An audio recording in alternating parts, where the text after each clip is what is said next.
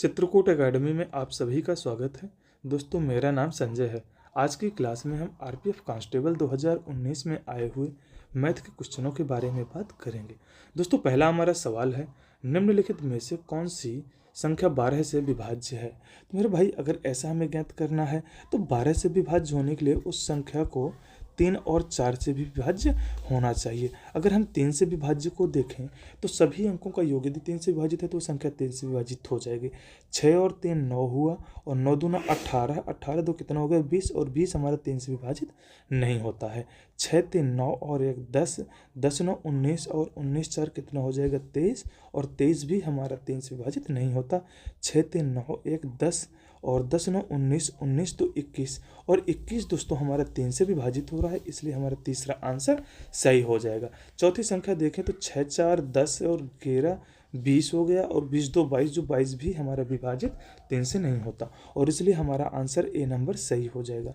अगले सवाल की बात करें तो दिया है, एक समचतुर्भुज जिसके विकर्णों की लंबाई 53 सेंटीमीटर और 54 सेंटीमीटर है, क्षेत्रफल ज्ञात कीजिए। समचतुर्भुज का जो क्षेत्रफल होता है वह 1/2 d1 इंटू d2 होता है, और इसे अगर हम ज्ञात करें तो 1/2, और जो पहला विकर्ण है उसकी लंबाई कितनी है 53 सेंटीमीटर, और दूसरे विकर्ण की लंबाई 54 सेंटीमीटर, विभाजित करें तो ये हो गया 27, और 27 का इधर गुणा कर दे तो 27 त्रिका कितना हो गया 81, और 8 बचे 27 पंचे 135, और 8 कितना हो जाएगा 143, और इस प्रकार जो हमारा आंसर होगा वह 1331 सेंटीमीटर हो जाएगा, और पहला हमारा सही हो जाएगा। अगले सवाल की बात करें तो दिया है, एक बॉक्स में 80 डिटर्जेंट सौंप थे जिसमें से 64 उपयोग कर लिए गए। बॉक्स में अब कितने प्रतिशत डिटर्जेंट सौंप बचे हैं। बच्चे नहीं होगा दोस्तों, यहाँ पर बचे हैं, तो अगर कितने परसेंट बचे हैं तो कितने बच रहे हैं। अगर 80 में से 64 घटा दिया जाए तो कितना हुआ 16, और कितने में 80 में इंटू 100 हो जाएगा, और इसे विभाजित करें तो 16 पंचे 80 हो गया, इसे 5 से विभाजित करें तो कितना आ गया 20%, और इस प्रकार जो हमारा आंसर हो जाएगा वह डी नंबर सही हो जाएगा। अगले सवाल की बात करें तो दिया है, 47 मीटर प्रति सेकंड की गति से चल रही कोई ट्रेन एक सिग्नल को पार करने में 11 सेकंड समय लेती है, ट्रेन की लंबाई बताइए। तो होता क्या है मेरे भाई, डिस्टेंस बराबर स्पीड इंटू टाइम, तो स्पीड हमारी 11 सेंटीमीटर, टाइम कितना स्पीड हमारी 47 मीटर प्रति सेकंड है, और जो टाइम है 11 सेकंड, गुणा करें तो 11 से 77 की 7 हो गया, 7 बचा 11 14 44, और 7 कितना हो जाएगा 51 मीटर, और इस प्रकार जो हमारा आंसर होगा वो 517 मीटर, और बी नंबर सही हो जाएगा। अगले सवाल की बात करें तो दिया है, राज्य स्तर की क्रिकेट टीम के सभी 11 खिलाड़ियों का औसत भार 84 किलोग्राम है। यदि उसमें कोच को भी शामिल कर लिया जाए तो टीम का औसत भार 1 किलो बढ़ जाता है। कोच का भार ज्ञात कीजिए। तो मेरे भाई, अगर 11 खिलाड़ियों का पूछ रहा है तो 11 खिलाड़ियों का औसत कितना दिया है 84, और इसमें अगर हम 11 का गुणा कर दें तो हमें सभी का भार पता चल जाएगा।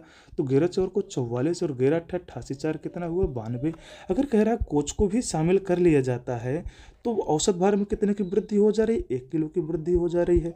12 का गुणा कर देंगे तो सभी का हमारा भार ज्ञात हो जाएगा। तो कितना हो जाएगा 12 पंचे 60 हुआ, और 12 अट्ठे 96, और 96 में अगर हम 6 को जोड़ दें तो कितना हो जाएगा 102, और अगर हम यहाँ पे घटा दें तो कितना आ जाएगा, ये हुआ 6, और यहाँ पे कितना आ गया 11 में 2 को अगर हम घटा दें तो आ जाएगा 9, और इस प्रकार जो हमारा आंसर होगा वह 96 kg आ जाएगा, और बी नंबर सही हो जाएगा। अगले सवाल की बात करें तो दिया है, 51,200 रुपये को 15% की वार्षिक चक्रवर्ती नहीं दोस्तों चक्रवृद्धि ब्याज की दर पर 2 वर्षों के लिए जमा करने पर प्राप्त होने वाली कुल राशि ज्ञात कीजिए। यानी ए बराबर हमसे पूछ रहा है, और जो मूलधन इसका दिया हुआ है 51,200, कोष्टक में हो जाएगा 1 प्लस आर की वैल्यू 15 दी है अपान 100, और पावर में 2 हो जाएगा, और इसे अगर हम हल कर दें तो 51,200, और इसे 5 से विभाजित करें तो 3 आ गया, जो कितना आ गया 20, 20 के 20 और 1 23 हो गया, कितना हुआ 23/20, 2 पावर लगा है तो 2 बार लिख देंगे 23/20 हो जाएगा, और इसे अगर हम करें तो 0 से 0 कट गया, और 2 दूना कितना हुआ 4, 4 से इसे विभाजित करें तो 4 1 के 4 हो जाएगा, और कितना हुआ यहाँ पे 4 दूना 8, और 3 बचा 4 अट्ठे 32 हो जाएगा। अगर यहाँ पर गुणा करें तो 23 अट्ठे 184, 84 की हो जाएगा 4, और हासिल कितना बच रहा है 18, और 23 दूना 46 और 18 को जोड़े तो हो जाता है 64, 64 की 4 और 6 बचा, 23 इक्के 23 और 6 कितना हो जाएगा 29। अब पुनः अगर हम 23 से गुणा करें तो कितना हो जाएगा, 23 चर को 92 की 2 हो गया 9 और 23 चर को 92 और 9 कितना हो गया 101 और 10 बचा, और 23 नवा 207 और 10 जोड़ कितना हो जाएगा 217 और 21 बचा, 23 दूना 46 और 21 को अगर हम जोड़ दें तो 46 और 1 47 20 कितना हो जाएगा 67 रुपये। और इस प्रकार हमारा जो आंसर होगा वह 67,712 रुपये और हमारा डी नंबर आंसर सही हो जाएगा। अगले सवाल की बात करें तो दिया है मार्कस रेस का पहला हिस्सा 380 किलोमीटर पीएच की गति से और दूसरा हिस्सा 570 kgph की गति से तय करता है, दोनों हिस्सों में उसकी औसत गति ज्ञात कीजिए।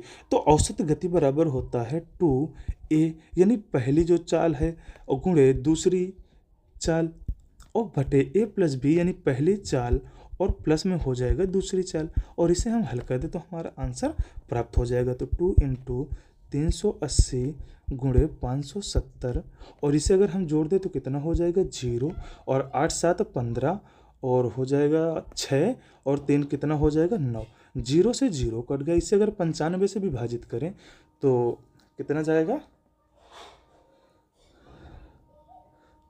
9 छक्के 54 हो गया, 6 बार में पूर्ण रूप से विभाजित हो रहा है, और 6 दूनी 12 हो गया, 12 अट्ठे 96 और 9 और 12 त्रिका 36 और 9 कितना हो जाएगा 45। और इस प्रकार जो हमारा आंसर होगा 456 kgph हो जाएगा। तो हमारा आंसर कौन सही हो जाएगा, सी नंबर। अगले सवाल की बात करें तो दिया है एक आयत की चौड़ाई 105 सेंटीमीटर और इसके विकर्ण की लंबाई 273 सेंटीमीटर है, आयत का परिमाप ज्ञात कीजिए। मान लीजिए मेरे भाई ये हमारा कोई आयत दिया हुआ है और इसका यहाँ से कोई जो रेखा पड़ जाएगी वो हमारा विकर्ण, और विकर्ण कह रहा है कितना है 273 और इसकी जो चौड़ाई वह 105 सेंटीमीटर दिया है। अगर हम यहाँ से आधार स्क्वायर बराबर लगा दें तो कर्ण स्क्वायर माइनस क्या हो जाता है लंबी स्क्वायर, तो कर्ण कितना हमारे यहाँ पे है 273 स्क्वायर माइनस 105 का स्क्वायर। यहाँ में ए स्क्वायर माइनस बी स्क्वायर की स्थिति मिल रही है, एक बार जोड़ दें और एक बार घटा दें तो कितना हो जाएगा, जोड़ दें तो 8 हो जाएगा और यहाँ पे आ गया 7 और कितना हो जाएगा 378 हो जाएगा, इंटू अगर घटा दे तो कितना हो जाएगा, यहाँ पे हो गया 13 में से 5 गया तो 8 हो जाएगा और यहाँ 6 और यहाँ पे आ गया 1। मेरे भाई अगर हम इसे देखें तो अगर इसमें हम 4 का मल्टीप्लाई यहाँ पर अगर कर दे, देखें 4 से विभाजित हो रहा है कि नहीं हो रहा है, तो 4 से ये विभाजित तो नहीं हो रहा है, 2 से ही विभाजित कर ले तो हो जाएगा 2 × 1 हो जाएगा और कितना हो गया 17 8 बार और 9 हो गया, इंटू यहाँ 4 से विभाजित हो जा रहा है, 4 करें गुणे में कितना हो जाएगा 4 × 2 हो जाएगा। आगे अगर हम इसे हल करें तो दोस्तों यहाँ पे आ गए 2 और इसे अगर हम 3 से विभाजित करें तो यहाँ हमारा कितना हो जा रहा है 6 और ये आ जाएगा 3 इंटू यहाँ पे आ गया 4 × 2 इंटू कितना हो गया 21। यदि इसे अगर हम हल करें तो यहाँ पे हो जाएगा 2 गुणे 3 गुणे यहाँ पे आ जाएगा 7 × 9 गुणे 4 हो जाएगा इंटू 2 हो जाएगा इंटू 3 × 7। अगर इसे हम देखें तो यहाँ पर 1 2 यानी 2 हम पूर्ण रूप से मान रख सकते हैं। अगर देखें तो 1 3 और 2 3 तो 3 भी हमारा आ सकता है। अगर 7 की वैल्यू देखें तो 7 भी हमारा 2 बार है और यहाँ पर हमारा 3 आ जाएगा और यहाँ पर आ जाएगा 2। ऐसे कर दे तो कितना हो गया 3 दूना 6 6 7 और 6 छंग कितना हुआ 36 और इंटू हो गया 7 तो 7 छंग 42 की 2 हो गया, हासिल है 4 7 का 21 और 4 कितना हो गया 25। और इस प्रकार जो हमारा आधार के आगे वो आ गए 252। यदि और हमसे आयत का परिमाप पूछ रहा है और आयत का जो परिमाप होता है 2 कोष्टक में a प्लस बी, और अगर हम यहाँ पर ज्ञात करें तो 2 हो गया और यहाँ पर हमारा जो है इसका लंबाई आ गई है कितनी 252 सेंटीमीटर और प्लस 105 हो जाएगा। अगर इन दोनों को हम जोड़ दें तो कितना हो जाएगा 2 और कितना हो जाएगा 5 और 2 7 हो गया, यहाँ पर आ गया 5 और ये आ गया 3। इसे अगर हम गुणा कर दें तो 2 7 14 2 5 10 और 1 11 3 दूनी 6 और 1 7, यानी जो हमारा आंसर आ गया वह 714 हमारा आंसर सेंटीमीटर आ गया। अगले सवाल की हम बात करें तो दिया है राम और राज्य की आयु का अनुपात 4:5 है। यदि उनकी आयु का योग यानी जो हमसे 9x की वैल्यू दे रहा है वो कितनी है 252। उनके आयु के बीच अंतर यानी x की वैल्यू हमें ज्ञात करना है। कितना हो गया 9 दूना 18 हो गया, 7 बचा और 9 अट्ठे 72। उनकी आयु का अंतर कितना आ गया 28। अगले सवाल की अगर हम बात करें तो दिया है एलपीजी सिलेंडर का मूल्य 512 रुपये से बढ़कर 640 रुपये हो गया। गैस की खपत को कितने प्रतिशत कम कर दिया जाना चाहिए जिससे एलपीजी स्तर पर व्यय की जाने वाली राशि पूर्ववत ही रहे। तो मेरे भाई खपत में कमी बराबर यानी कितने रुपए बढ़ रहा है, तो अगर इसमें देखें 640 माइनस 512 तो आ गया 8 3 और 1 यानी 138 रुपये की वृद्धि हो रही है। कितने में कम करेंगे 640 रुपये में, इंटू हो जाएगा 100 और इसे 2 से 2 चला गया। और अगर हम इसे विभाजित करें तो 2 से करें तो ये हमारा कितना हो गया 32 और ये आ जाएगा 5। और इसे अगर पुनः हम विभाजित करें तो कितना हो जाएगा, डायरेक्ट काट दे तो कितनी बार जा रहा है 4 और हमारा आंसर आ गया 20%। और इस प्रकार जो हमारा आंसर होगा वह ए नंबर सही हो जाएगा। अगले सवाल की बात करें तो दोस्तों दिया है एक व्यापारी किसी वस्तु को 550 रुपये में खरीदा और 440 रुपये में बेच दिया, तो व्यापारी की प्रतिशत हानि बताइए। तो प्रतिशत हानि बराबर कितने में बेच दिया 440 में, इनका दोनों को जो डिफरेंट आ रहा है वो आ गया 0 1 110 रुपये का अंतर आ रहा है। और क्रय मूल्य कितने में खरीदा था 550 रुपये में, इंटू 100 हो जाएगा। इसे विभाजित करें 5 बार चला गया, 5 से इसे काटे तो कितने बार चला गया 20। और इस प्रकार जो हमारा आंसर हो जाएगा वो हो जाएगा 20% और डी नंबर सही हो जाएगा। अगले सवाल की बात करें तो दिया है किसी संख्या के 80% के 75% के 66 सही 6-7% का 25% 6013 है। यानी मान लीजिए कोई संख्या है x और उस संख्या का 80% यानी हम इसे कह देते हैं 4/5 इंटू 75% यानी 3/4 इंटू 66 सही 6-7% यानी 2/3 इंटू 1/4 की जो वैल्यू दी है वो दिया है 6013 रुपये। अगर हम इसे विभाजित करें तो कितना 4 से 4 चला गया, 3 से 3 चला गया और ये 1 आई, यहाँ पर हमारा कितना आ गया 2। यानी x की जो वैल्यू हमें ज्ञात हो रही है वो हो जाएगी 60,130 हो जाएगी, क्योंकि 5 दूने 10 उधर गुणा हो जाएगा। अब यहाँ से कह रहा है कि इसका 40% यानी इसका 40% तो हो जाएगा 40/100। इस 0 से 0 चला गया, ये 0 चले गए और इससे गुणा कर दे तो कितना हो गया 4 3 12 की 2 हो गया 1 आया और 4 1 के 4 और 1 कितना हो गया 5 और 0 हो गया और 4 6 24। यानी जो हमारा आंसर आ रहा है वह हो जाएगा 24,052। यानी हमारा आंसर डी नंबर सही हो जाएगा। अगले सवाल की बात करें तो दोस्तों दिया है एक प्रतियोगी परीक्षा में सफल होने के लिए स्वामी को 4 परीक्षाओं में औसतन 80 अंक आवश्यकता है। यानी 4 परीक्षाएं जब हो रही हैं और प्रत्येक परीक्षा का जो औसत वह कितना है 80, और अगर 4 परीक्षाओं के कुल अंकों की बात करें तो कितना हो जाएगा 320 अंक। और कह रहे कि पहली जो 3 परीक्षा हैं उनमें कितना पा रहा है, यानी पहले में 82 और दूसरी परीक्षा में 92 और तीसरी परीक्षा में 67 और चौथी परीक्षा में वह कितने अंक लाए जिससे परीक्षा पास हो जाए, तो यानी हो जाएगा इक्वल में हमारा 320। अगर इसे हम जोड़े तो कितना हो 6 2 9 और 9 2 कितना हो जाएगा 11 और 6 और 1 7 हुआ और 7 16 और 16 8 देखे तो हमारा हो जाएगा 24 बराबर x हो जाएगा और 320। x की वैल्यू यहाँ से ज्ञात करना है तो हो जाएगा 320 माइनस 241, इसे घटा दे तो ये हुआ 10 और 10 में से 1 गया 9 और ये हो जाएगा 11 में से 4 गया 7 हो जाएगा, तो यानी 79। उस परीक्षा में यानी चौथी परीक्षा में उसे 79 मार्क्स चाहिए होगा और ए नंबर हमारा सही हो जाएगा। अगले सवाल की बात करें तो दिया है यदि x बराबर 0.6555 अगर दिया है तो इसका भिन्न का संख्या मान ज्ञात कीजिए। अगर ऐसे हमें देता है तो मान लीजिए मेरे भाई x की जो वैल्यू दी है वो दी है 0.6 और इंटू जो 55 दिया है उस पर हम 12 लगा दें तो हमारा हो जाएगा 5। और इसे हम करें तो जिस संख्या पे 12 लगा होता है उसे हम लिख लेंगे पहले पूरी संख्या और जिस संख्या पे 12 नहीं लगा हम उसे यहाँ पे घटा देंगे, नहीं हमारा हो जाएगा 65 और बटे में कितना हो जाएगा, यानी जिस संख्या में 12 नहीं लगा उनके लिए 0 हो जाएगा तो 9 और जिस संख्या में 12 लगा है उसके लिए 9 हो जाएगा। यदि हम इसे हल करें मेरे भाई कितना हो जाएगा, यहाँ अगर हम माइनस कर दें तो आ गया यहाँ पे 0 आ गया और यहाँ 15 में कितना आ गया 9 और ये आ गया 5 और बटे हो जाएगा 900। और जो हमारा 590/900 हमारा आंसर हो जाएगा, यानी हमारा आंसर ए नंबर सही हो जाएगा। हम अगले सवाल की बात करें तो दिया है कोई दुकानदार एक वस्तु को 235 रुपये में खरीद कर 188 रुपये में बेचता है, प्रतिशत हानि ज्ञात कीजिए। मेरे भाई बड़ा सा आसान सा क्वेश्चन है। प्रतिशत हानि बराबर कितने की हानि हो रही है, हम इसे घटा देंगे तो 15 में से अगर 8 को घटाएं तो 7 आया।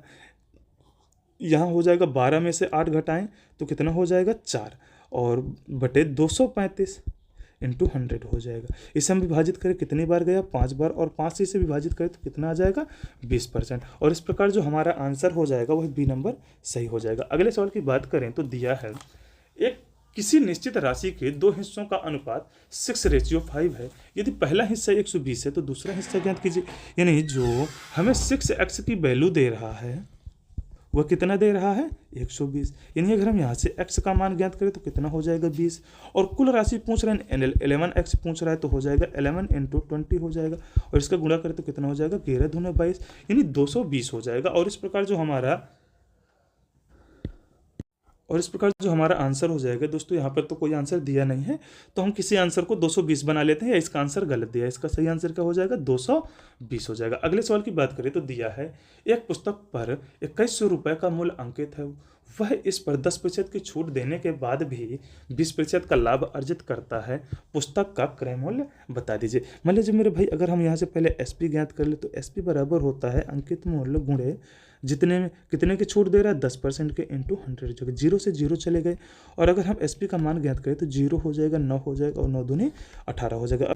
क्रय मूल्य का मान ज्ञात करें तो क्रय मूल्य बराबर हो जाएगा 190 गुणे 100 अपान कितना हो जाएगा 120। और यहाँ से अगर हम ज्ञात करें तो कितना हो जाएगा, ये हमारा चला गया 5 बार और ये आ गया 6 बार। इसे 6 से विभाजित करें तो कितना हो जाएगा 6 × 18 हो गया, और 6 के 6 हो गया, और 6 पंचे 30 हो गया, 5 पंजे 25 हो गया, और 5 के 5 और 2 7 हो गया, 5 3 15। और इस प्रकार जो हमारा आंसर आ रहा है वह 1575 रुपये हो जाएगा, और हमारा आंसर ए नंबर सही हो जाएगा। अगले सवाल की बात करें तो दोस्तों दिया है एक बॉक्स में पेन पेंसिल और रबड़ की संख्या का अनुपात, सॉरी दोस्तों यहाँ पर मिस्टेक लिखा हुआ है, ये जो हमारा रेशियो है 3:2:1 दिया हुआ। यदि पेन पेंसिल और रबड़ के मूल्य रुपये और 2 रुपये है और उसे बॉक्स का कुल मूल्य 300 रुपये है, तो बॉक्स में पेनों की संख्या, अगर हम यहाँ पर इनके सभी की संख्या की बात करें तो कितना हो जाएगा 3x 2x इंटू x हो जाएगा। और जो पेन का मूल्य है वो 3 रुपये है, पेंसिल का 2 रुपये है, और जो रबड़ का मूल्य है वह भी 2 रुपये है। तो इनका कुल मूल्य कितना हो जाएगा 9x हो जाएगा, 4x हो जाएगा और 2x। और यह जो पूरी हमारी वैल्यू होगी वह कितने के बराबर है 300 के बराबर है। 9 4 13 और 2 15, 15x बराबर कितना हो गया 300। और यहाँ से हम x की वैल्यू ज्ञात करें तो कितना हो जाएगा 20। और यहाँ से हमसे पेन की संख्या पूछ रहा है, और पेन की संख्या कितनी है 3x।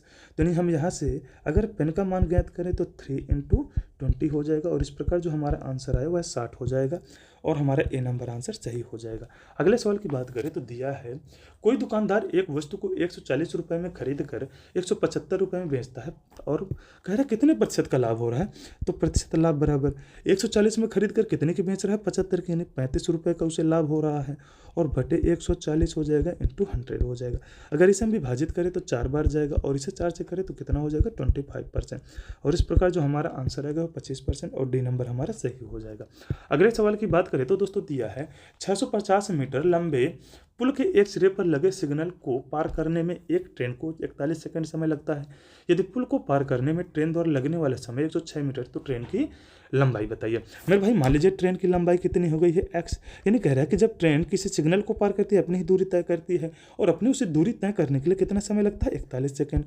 और कह रहा है कि जब वह किसी पुल, यानी कितना लंबा पुल है 650 मीटर, तो उसे समय जो लगता है वह 106 सेकंड लगता है। तो कितना हो जाएगा, इसी को हल कर दे तो 106x बराबर हो जाएगा 41x प्लस 41 गुणे 650 हो जाएगा। और इसे हम हल कर दें, इधर ले आए तो कितना हो जाएगा 5 हो जाएगा, और यहाँ पे आ गया 6, यानी 65x बराबर हो जाएगा 41 × 650। और 65 से 65 कट गया तो x की जो वैल्यू आ गई कितनी आ गई 410 मीटर, और जो हमारा आंसर हो जाएगा वह डी नंबर सही हो जाएगा। अगले सवाल की बात करें तो दोस्तों दिया है एक चतुर्भुज की भुजाओं का अनुपात 2:3:4:5 है, और इसका जो परिमाप है 308 सेंटीमीटर। इसकी सबसे छोटी भुजा की माप ज्ञात कीजिए। मेरे भाई जो इसकी भुजाओं में अनुपात दिया है वो कितना हो जाएगा 2x, यानी 3x 4x और हो जाएगा 5x। और जब चतुर्भुज होता है तो इन्हीं सभी भुजाओं का योगफल यानी परिमाप जो होता है तो कितना हो जाएगा 2 कितना हो जाएगा 5 4 9 और 9 5 कितना हो जाएगा 14x बराबर जो वैल्यू दी है वो 308 है। तो अगर x का हम यहाँ से मान ज्ञात करें तो कितना हो 14 दूना 28 और 14 दूना 28। सबसे छोटी भुजा यानी 2x की वैल्यू की बात कर रहे हैं तो कितना हो जाएगा 44 सेंटीमीटर। और इस प्रकार जो हमारा आंसर होगा वह बी नंबर सही हो जाएगा। अगले सवाल की बात करें तो दोस्तों दिया है 5479 को 9 से विभाजित करने पर शेषफल क्या प्राप्त होगा। 9 के विभाजित का नियम होता है कि सभी अंकों का योगफल अगर 9 से विभाजित होता है वो संख्या 9 से विभाजित हो जाएगी। 5 और 4 9 हो गया, 9 16 हो गया और 16 में अगर 9 को हम जोड़े तो कितना हो जा रहा है 25 और 25 को 9 से विभाजित करें तो शेषफल कितना बचा 7। और इस प्रकार जो हमारा आंसर है वो डी नंबर सही हो जाएगा। अगले सवाल की बात करें तो दोस्तों दिया है 5 संख्याओं का औसत 127 है, उनमें से एक संख्या को निकालने पर भी औसत समान ही रहता है, निकाली गई संख्या बताइए। तो मेरे भाई जो निकाली गई संख्या हमारी कितनी हो जाएगी 127। ऐसे बात करें तो 5 संख्याओं का जो औसत है तो यानी 5 गुणे 127 यानी 5 संख्याओं का हमें योगफल ज्ञात हो जाएगा और कितना हो जाएगा अगर इसे हम गुणा कर दें तो 5 सत्ते 35 की 5 हो गया, सॉरी थोड़ा सा और दूर से लिख लें तो हो जाएगा 5 सत्ते 35 की 5 हो जाएगा, 5 दूना 10 और 10 3 कितना हो जाएगा 13, एक आया 5 के 5 और 1 6 हो जाएगा। कह रहे हैं कि एक संख्या को निकाल देने के बाद औसत के मान में कोई परिवर्तन नहीं होता है तो 27 हो जाएगा, 7 4 को 28 हो जाएगा और 4 दूनी 8, 8 और 2 10 हो जाएगा और 4 1 के 4 और 1 5 हो जाएगा। इसे अगर माइनस में से अगर 8 को हम घटा दे तो आ जाएगा 7 और यहाँ पे आ गया 2 और 1 बचा, यानी जो हमारा आंसर हो जाएगा वह 127 ही आ जाएगा और इस प्रकार हमारा सी नंबर आंसर सही हो जाएगा। अगले सवाल की बात करें तो दिया है 8800 रुपये को 12% वार्षिक साधारण ब्याज की दर से 4 वर्षों के लिए जमा करने पर प्राप्त होने वाली कुल राशि कितनी होगी। तो मिश्र धन पूछा तो सर्वप्रथम हम SI की वैल्यू निकाल ले तो कितना हो जाएगा 8800 इंटू 12 इंटू 4 अपान कितना हो जाएगा 100 हो जाएगा। 0 से 0 चले गए, 0 से 0 चले गए तो कितना हो जाएगा 12 8 96 हो जाएगा, 6 हुआ 9 बचा और 12 8 96 और 9 कितना हो जाएगा 105 इंटू 4 हो जाएगा। 4 6 24 की 4 आ गया, 4 5 20 और 2 22 हो जाएगा और 4 0 में 0 2 हो जाएगा, 4 1 के 4 हो जाएगा। अगर ए बराबर हम ज्ञात करें तो होता है P प्लस SI की वैल्यू हमारी 4274 है। इस प्रकार हमारा हो जाएगा 4 हो जाएगा, 2 हो जाएगा, 8 2 10 हो जाएगा, 6 4 12 और 1 13। तो यानी जो हमारा आंसर हो जाएगा वह है 13,024 रुपये और इस प्रकार जो हमारा आंसर वह सी नंबर सही हो जाएगा। अगले सवाल की बात करते दिया है एक वस्तु को 243 रुपये में बेचने पर 10% की हानि होती है, उस वस्तु का क्रय मूल्य बताइए। यानी जो 90% का माल दिया है वह हमें कितना दिया है 243 दिया हुआ है। अगर हम 100% की वैल्यू की बात करें तो कितना हो जाएगा 243 की वैल्यू ज्ञात करना है तो कितना हो जाएगा 243 बटे 90 इंटू कितना हो जाएगा 100 हो जाएगा। ये 0 से 0 चला गया, अगर इसे हम 9 से विभाजित करें तो कितना हो जाएगा 9 दूना 18 हुआ और 9 सत्ते 63 इंटू 10 तो यानी जो हमारा मान आ गया वह कितना आ गया 270 और इस प्रकार जो हमारा आंसर वह सी नंबर सही हो जाएगा। अगले सवाल की बात करें तो दोस्तों दिया है 2 संख्याओं का लासा 55 और मासा गैर है, उनमें से एक संख्या यदि गैर है तो दूसरी संख्या ज्ञात कीजिए। और होता क्या है LCM इंटू HCF बराबर पहली संख्या इंटू दूसरी संख्या। और जो यहाँ पर हमारा LCM है वह कितना दिया है 55 और जो मासा है वह 11 दिया है और यहाँ पर हमारी एक संख्या 11 है और हमें दूसरी संख्या ज्ञात कर रहे हैं तो 11 से 11 कर गया और दूसरी संख्या हमारी कितनी आ गई 55 और इस प्रकार जो हमारा आंसर वह डी नंबर सही हो जाएगा। अगले सवाल की बात करें तो दिया है धातु के एक टुकड़े का मूल्य 150 रुपये से बढ़कर 222 रुपये हो गया, बढ़े हुए मूल्य का प्रतिशत ज्ञात कीजिए। तो मेरे भाई बढ़े हुए मूल्य का परसेंट बराबर कितना बढ़ रहा है तो हो गया 2 और यहाँ 12 अगर हो गया 12 में से 5 गया तो कितना हो जाएगा 7 इंटू 100 और कितने में बढ़ रहा है 150 में तो ये हमारा 2 हो गया और ये 3 से विभाजित हो गया कितना हुआ 24 कितना हो जाएगा 24 दूना 48 यानी हमारा हो जाएगा 48% और इस प्रकार जो हमारा आंसर दोस्तों यहाँ पे नहीं दिया है, हम एक आंसर को बना लेते हैं जो हमारा होगा 48% और इस प्रकार हमारा आंसर इसमें 48% सही हो जाएगा। अगले सवाल की बात करें तो दिया है 58 सेंटीमीटर भुजा वाले समबाहु त्रिभुज का क्षेत्रफल ज्ञात कीजिए।